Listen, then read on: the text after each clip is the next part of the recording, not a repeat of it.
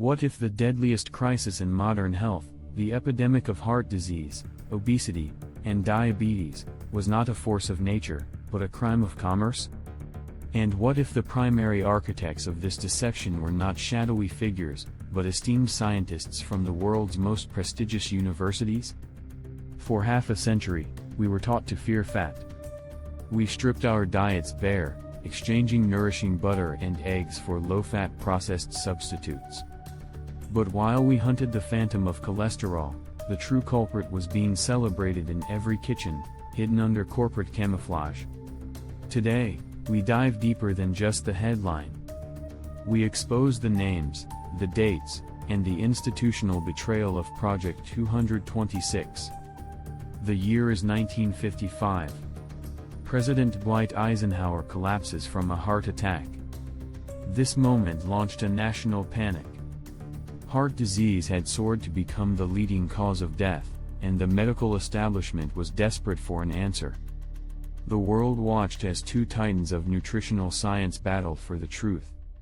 On one side was the ambitious American researcher, Ancel Keys, who presented the diet-heart hypothesis. Keys pointed the finger directly at dietary fat, specifically saturated fat, and its link to cholesterol. His famous 7-country study purported to show a direct correlation between fat consumption and heart disease rates. But a closer look reveals that Keys had access to data from 22 countries, and conveniently chose only the 7 that supported his hypothesis. He cherry-picked the evidence. On the other side was the lonely, brilliant voice of British nutritionist, Dr. John Yudkin. Yudkin's research clearly showed that the true enemy was not fat, but the massive, unprecedented rise in sugar consumption.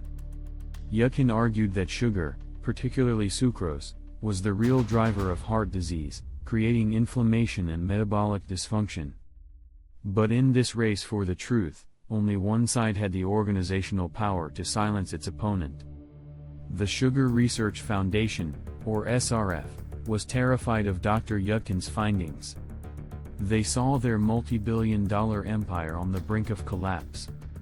They knew that disproving Yudkin was impossible, so they decided on a simpler strategy: intellectual prostitution. In 1965, John Hickson, the top executive at the SRF, approached the leading nutrition department at Harvard University. Hickson secretly paid Dr. Fred Stair, the department chair, and his 2-star researchers, Dr. Mark Hegsted and Dr. Robert McGandy, a staggering sum of money, equivalent to over $50,000 in today's currency. The money was laundered through a shell corporation. The instructions were explicit: write a review paper on diet, but ensure the final conclusion effectively refutes Dr. Yudkin's contention. This was not science, it was a contract hit. The researchers were handed a pre-selected stack of papers, told which to dismiss and which to elevate. The final review, which became Project 226, was published in 1967 in the prestigious New England Journal of Medicine. It was presented as an independent, unbiased review of nutritional science.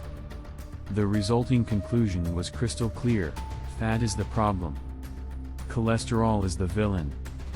Sugar is merely an empty calorie that should be consumed in moderation. The SRF had successfully bought its way out of the investigation. The corruption didn't stop in the halls of Harvard. It seeped into the highest levels of government. Dr. Mark Hegsted, one of the paid Harvard scientists, was later appointed head of the USDA's Department of Nutrition. In this powerful role, he was a key architect in developing the first official U.S. dietary goals. These goals formed the infamous food pyramid that defined school lunches, military rations, and public health campaigns for decades. It was a catastrophic piece of public policy. The base of the pyramid was carbohydrates, bread, pasta, rice, and cereals, the exact foods that are quickly converted to sugar in the body.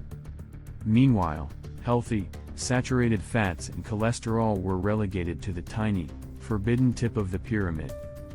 The government was now mandating the very diet the sugar industry had paid for. The result was a dietary nightmare. Food manufacturers rushed to create low-fat versions of everything. To make these products palatable, they pumped them full of cheap sugar, corn syrup, and other refined ingredients. Americans followed the rules. They cut fat. But they unknowingly doubled their sugar intake. Knife emoji, the hidden weapon, industrial seed oils. But the deception required another element. The industry needed a replacement for fat that was cheap and scalable. They found it in industrial seed oils, soy, corn, canola, and sunflower. These chemically extracted, highly refined oils were positioned as the heart-healthy alternative. They were cheap to produce and had a long shelf life, perfect for mass-produced processed food. Yet, these oils are unstable. They are high in polyunsaturated fats that easily oxidize when heated, creating toxic compounds and massive inflammation in the human body. The great irony of the low-fat revolution is that we replaced stable, nutrient-dense fats like butter and lard, which humans had safely consumed for millennia, with chemically volatile industrial oils and huge doses of sugar. The scientific community's singular obsession with total cholesterol blinded them to the real metrics of metabolic health. The focus on saturated fat obscured the rapid rise in triglycerides, which are a direct result of excess sugar consumption. It ignored systemic inflammation, which is the actual precursor to heart attacks.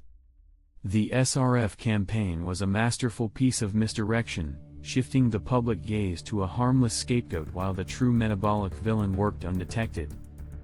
Scales emoji, the slow vindication and the cost. It took nearly 50 years for the truth to be fully excavated. Dr. Yudkin, the man who was ridiculed, shunned by his colleagues, and had his funding withdrawn, suffered professionally for his integrity. The industry launched a coordinated effort to discredit him, calling his work emotional and unscientific. His legacy was nearly erased. When investigative journalists and researchers, like Dr. Kristen Kearns and others, unearthed the archived letters and documents detailing Project 226, the entire architecture of the fat-free craze collapsed. Yudkin's 1972 book, Pure, White, and Deadly, which was ignored at the time, is now regarded as prophetic. He was right. The medical establishment is slowly shifting its focus, but the lie is still deeply embedded in our schools, hospitals, and grocery stores. The cost of this deception is measured in human lives and trillions of dollars spent managing chronic illnesses. It is the greatest case of preventable, government-sanctioned malnutrition in modern history. The next time you are told to fear a natural nutrient, stop. Question the source. Follow the money.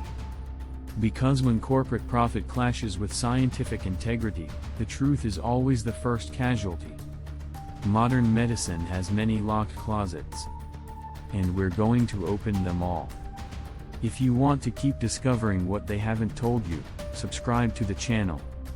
The truth is a bitter pill.